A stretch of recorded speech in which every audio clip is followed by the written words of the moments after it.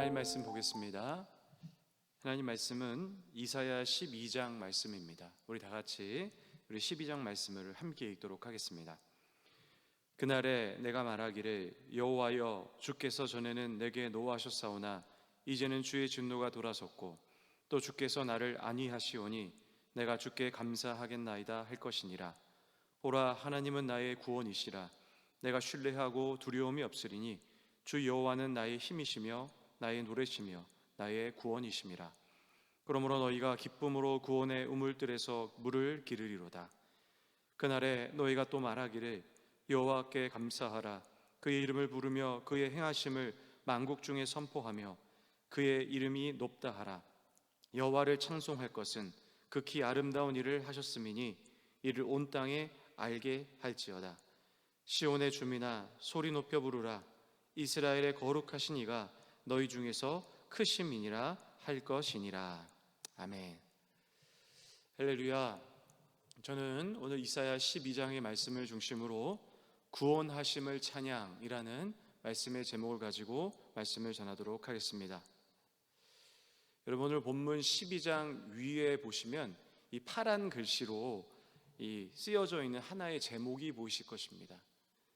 이 제목은 이사야 12장이 무엇을 이야기하고 있는지를 설명을 하고 있습니다. 아마 이렇게 적혀 있을 것입니다.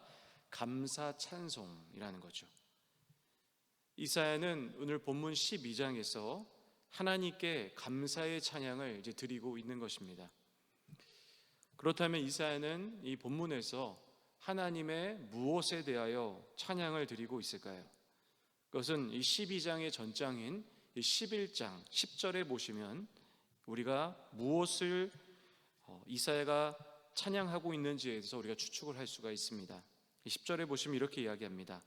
그날에 이새의 뿌리에서 한 싹이 나서 만민의 기치로 설 것이요 열방이 그에게로 돌아오리니 그가 거한 곳이 영화로우리라. 아멘. 이새의 뿌리에서 한 싹이라는 단어가 있습니다.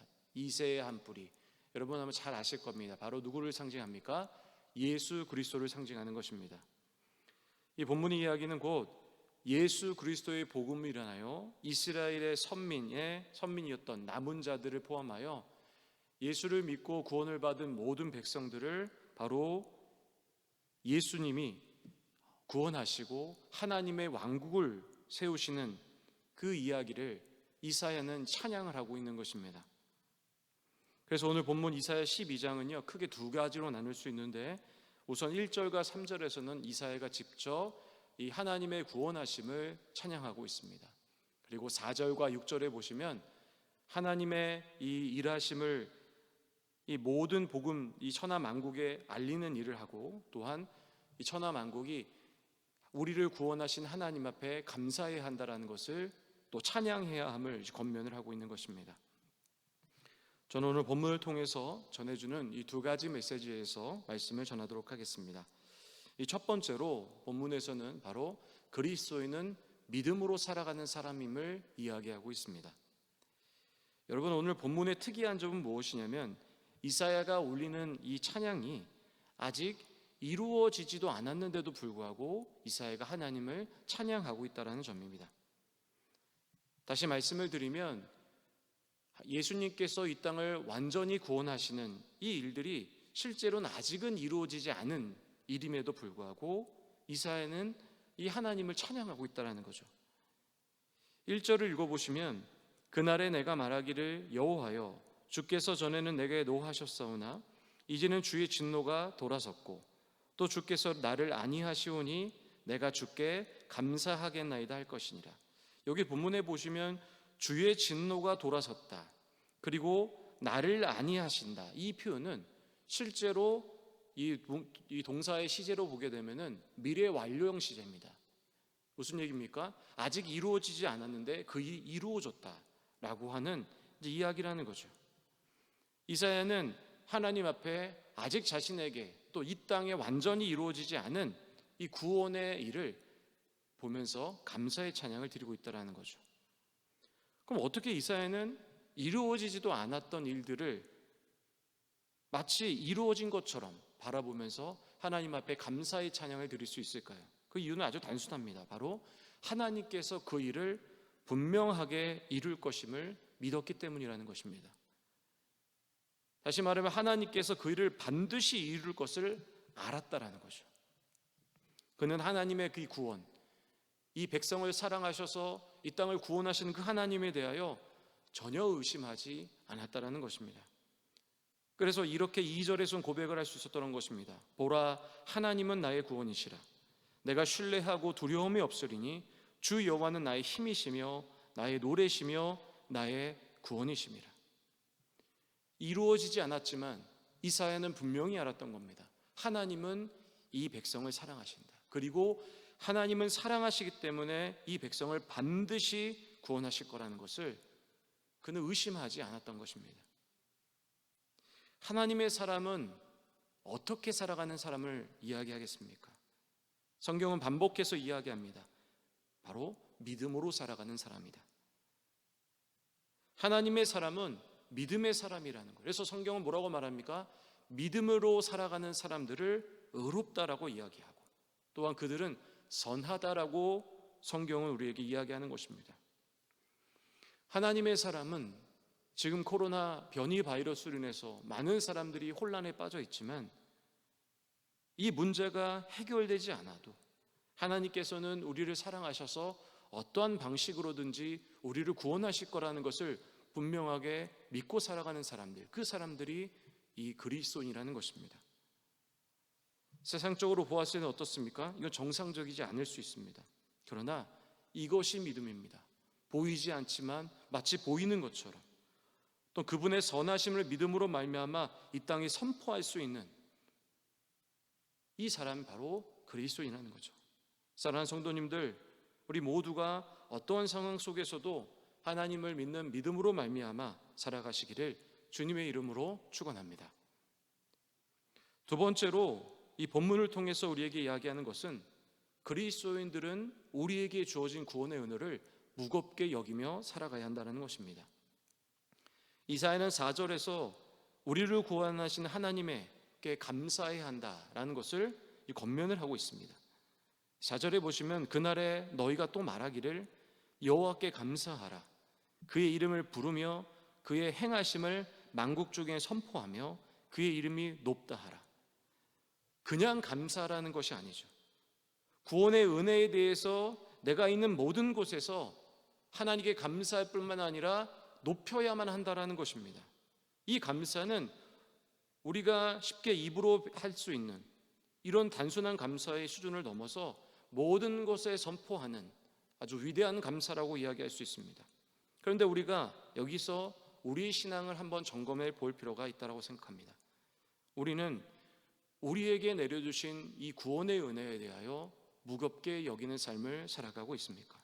실제로 우리가 우리에게 주신 구원의 은혜를 무겁게 여기며 살아가고 있냐는 것을 묻는 것입니다.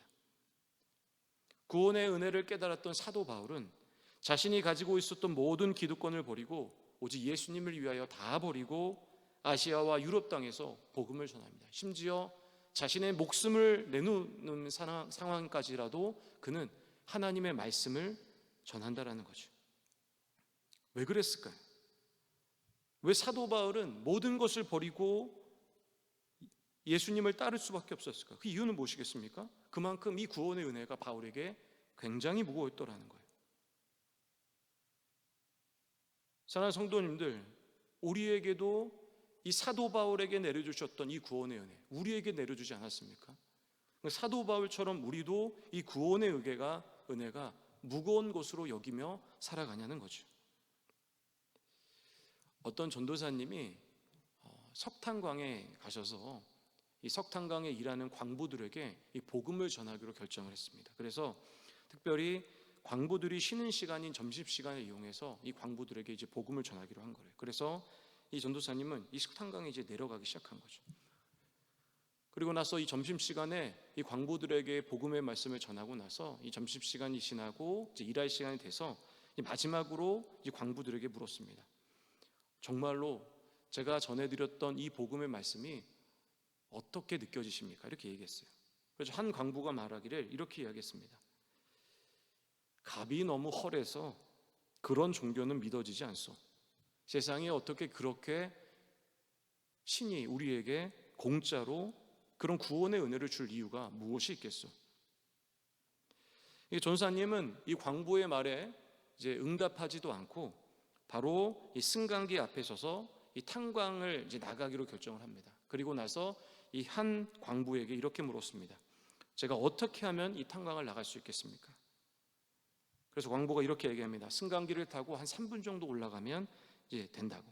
그래서 전도사님은 이 광부에게 이렇게 이야기합니다.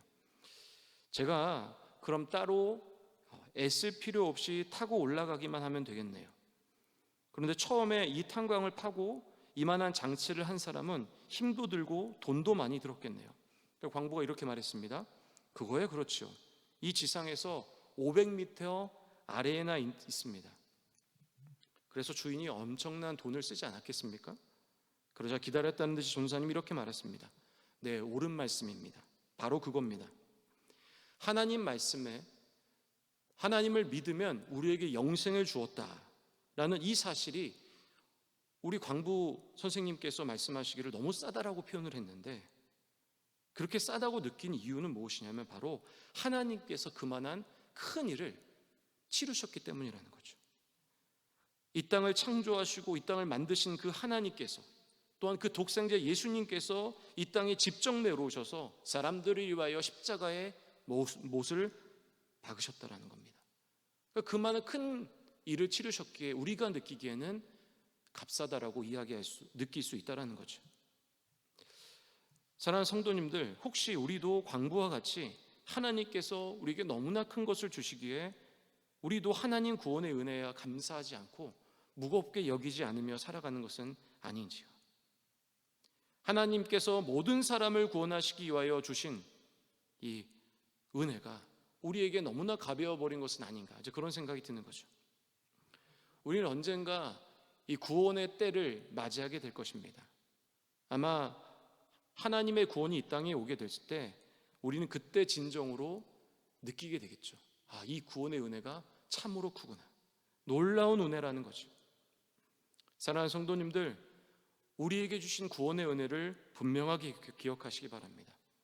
우리는 구원의 은혜에 감사하며 이 땅에서 이 구원의 은혜에 감사함으로 하나님 말씀으로 살아가는 것이 그리스도인의 삶의 모습이라는 것입니다. 우리 사랑하는 성도님들, 우리를 구원해 주신 그 은혜 앞에 감사하며 더 이상 값싼 은혜로 살아가지 아니하시고 우리에게 주신 그 무거운 은혜로 여기며 살아가시기를 주님의 이름으로 축원합니다. 기도하겠습니다. 하나님 고맙습니다. 오늘 말씀을 통하여 하나님 우리에게 주신 놀라운 구원의 은혜에 대하여 다시 한번 기억하게 됩니다. 하나님, 우리가 구원의 은혜에 감사하게 하시고 또한 우리 삶에 이루어지지 않더라도 그 하나님의 선하심을 믿고 우리가 믿음으로 살아갈 수 있는 우리 귀한 성도님 삶이 되게 하여 주시옵소서. 특별히 우리 성도님들 영육 간에 강건하게 하시고 영적으로 충만할 뿐만 아니라 육적으로도 건강하여 하는 코로나의 모든 위협으로부터 안전하게 주님의 보호하심으로 살아갈 수 있도록 인도하여 주시옵소서. 감사드리며 예수님의 이름으로 기도했습니다. 아멘.